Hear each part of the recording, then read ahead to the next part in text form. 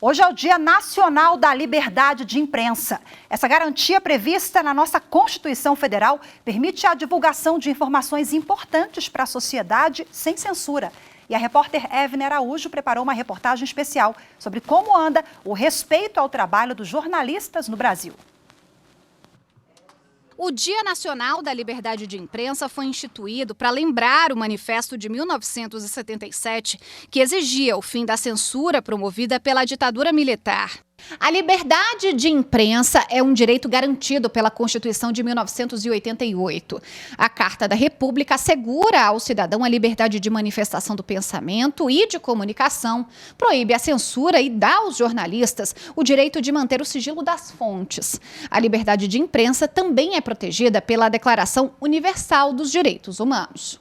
Apesar de todas essas garantias, o Brasil ainda precisa avançar na proteção desses direitos. Segundo o relatório da organização Repórter Sem Fronteiras, divulgado este ano, o país está em 92º lugar no ranking mundial da liberdade de imprensa. A Federação Nacional dos Jornalistas aponta preocupação com o respeito aos profissionais da imprensa. De acordo com o levantamento feito pela FENAGE, em 2022 foram registrados 376 casos de agressão a jornalistas brasileiros e 77 casos de ameaças aos profissionais. Um dos casos que mais repercutiram foi o assassinato do jornalista britânico Dom Phillips e do indigenista Bruno Pereira. Eles foram mortos em uma emboscada durante uma investigação pela Amazônia. Desde a morte de Dom e Bruno, houve ao menos 62 casos de violações à liberdade de imprensa só na região amazônica. A presidente da FENAGE, Samira de Castro, destaca a importância dos números para a criação de políticas públicas de proteção da imprensa. Nós precisamos avançar em leis que garantam a proteção do jornalista no exercício profissional.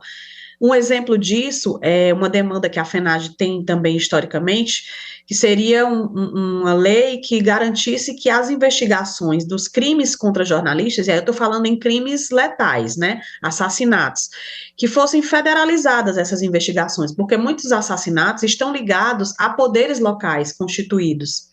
E aí não há um interesse das polícias civil nem militar em concluir os inquéritos, né, em prender os responsáveis. O Conselho Nacional de Justiça também trabalha para assegurar a liberdade de imprensa.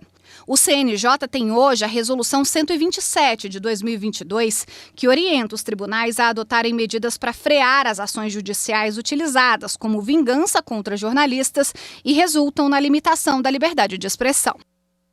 Bom, e agora, para a gente falar mais sobre esse trabalho, eu converso agora ao vivo, de forma remota, com a juíza auxiliar do Conselho Nacional de Justiça, Karen Luize.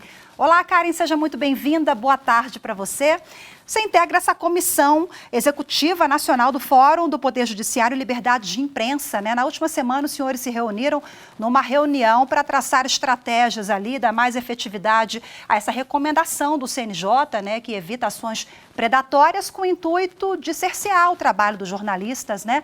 O que vocês definiram em linhas gerais e como o CNJ pode contribuir nesse debate? Boa tarde, exatamente, fizemos uma primeira reunião já com essa nova composição do fórum.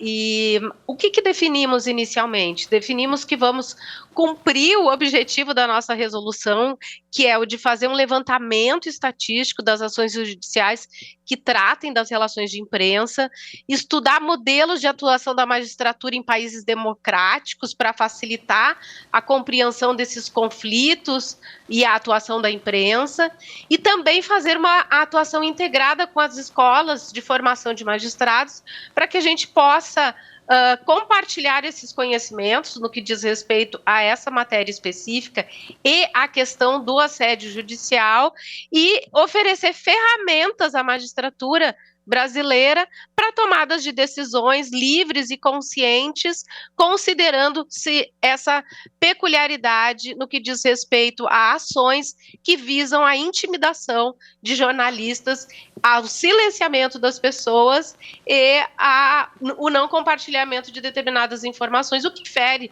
obviamente, o Estado Democrático de Direito. Quer dizer, Karen, não são ações no sentido de uniformizar decisões, mas sim de orientar magistrados, né, até na identificação desse conjunto de atos e de ações que levam a essas ações predatórias.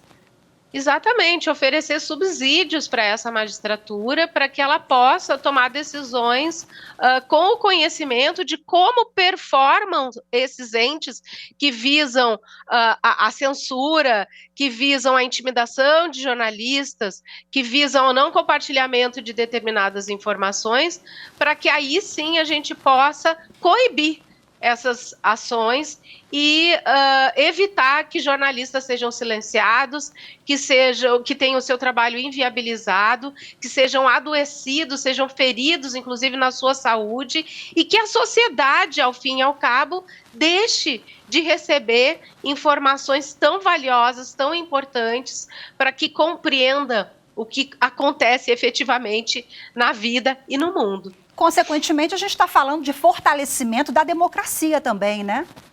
Exatamente. O que a gente fala aqui é de manutenção e fortalecimento do Estado Democrático de Direito, da garantia de direitos fundamentais falando-se em coibir, né, qualquer forma de assédio judicial a jornalistas, a comunicadores que prestam um serviço que é de alta relevância para a nossa sociedade, para qualquer sociedade democrática. Karen, no início você falou que foi a primeira reunião já com a nova formação, né? Porque esse fórum existe desde 2012 e agora ele tem uma nova formação com vários atores envolvidos no processo, atores fundamentais para esse debate, ou seja, a ABERT, a Associação Brasileira de Integrantes de Rádio e TV, jornalistas. Isso é importantíssimo para a gente poder avançar nesse debate, né? Exato, é um diálogo que não pode ser realizado apenas só entre magistrados, tem que ser realizado entre magistrados e os jornalistas que vão nos subsidiar, nos trazer informações relevantes, conhecimentos e nos auxiliar, né, a tomar decisões em termos de política judiciária para que a gente efetivamente consiga atingir o objetivo desse fórum. Um fórum que fala só para si, só para dentro e só entre os atores do Poder Judiciário não cumpriria o seu papel nem os objetivos aos quais ele se pretende cumprir, né? Perfeito, Karen. Muito obrigada, viu? E nesse dia tão importante que serve também aí para reflexão, né? Como sociedade, como Poder Judiciário, como a gente avançar nessa matéria. Muito obrigada pela sua participação. Boa tarde, Karen. Obrigada. Boa tarde, jornalista.